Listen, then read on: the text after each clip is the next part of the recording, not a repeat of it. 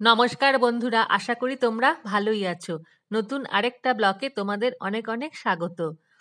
অবশেষে আজ দীর্ঘ প্রতীক্ষার অবসান ঘটতে চলেছে।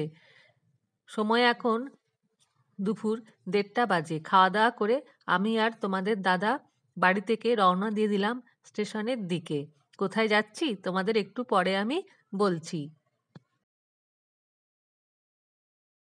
স্টেশনে আমরা পৌঁছে গেলাম। হাওড়া থেকে ট্রেন আসতে এখনো আধা ঘন্টা দেরি। খুব একটা বেশি ট্রেনটা লেট করেনি, 10 মিনিট লেটে চলছে। আমাদের মতো আরও সব যাত্রীরা দেখো ট্রেনের জন্য অধীর অপেক্ষায় বসে রয়েছে। হাওড়া থেকে ট্রেন এসে পড়ল। ট্রেনটার নাম হলো গীতাঞ্জলি। আমরা ঠিকই ধরেছ, আমরা মহারাষ্ট্রেই যাচ্ছি।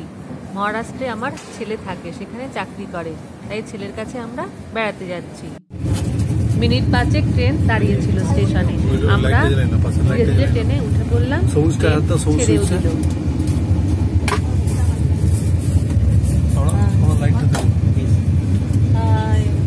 চললাম বম্বের দিকে, চললাম খড়গপুর থেকে।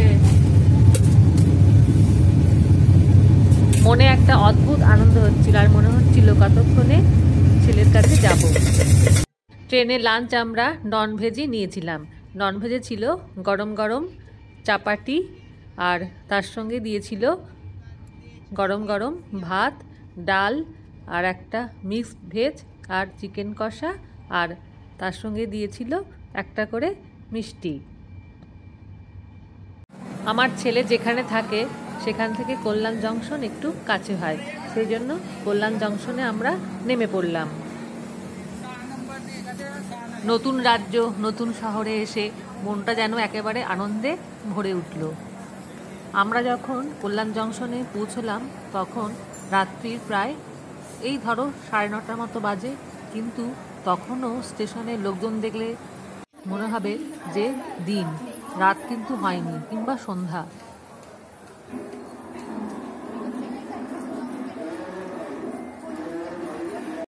আমরা স্টেশনে এক জায়গায় দাঁড়িয়ে কিছুক্ষণ অপেক্ষা করছিলাম আমার ছেলের জন্য। ছেলে এসে আমাদেরকে নিয়ে যাবে। ছেলে গাড়ি নিয়ে এসে গেছে।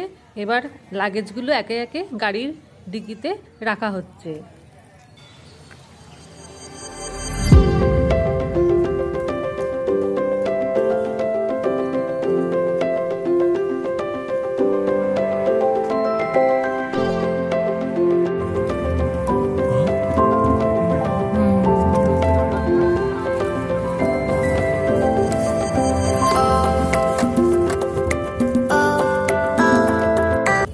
কল্যাণ জংশন শহরটা খুবই সুন্দর, একেবারে সাজানো গোছানো। অত রাত্রিবেলাও চারিদিকে আলোতে ঝলমল করছে।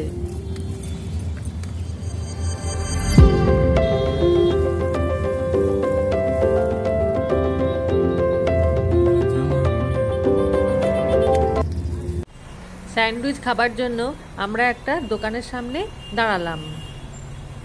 আমাদের খুব একটা খাবার ইচ্ছা ছিল না, কিন্তু ছেলে ডাইরেক্ট অফিস করে এসেছে তো ওর প্রচণ্ড খিদে পেয়ে গেছে, তাই ভাবলাম যে ওর জন্য কিছু আমাদেরও খাওয়া উচিত।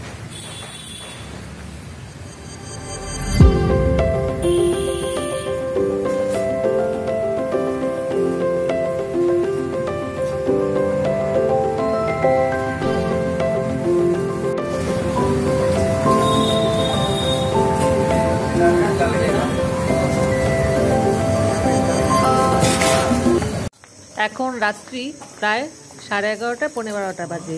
ছেলে যেখানে থাকে সেখানে ফ্ল্যাটে আমরা পৌঁছে গেলাম।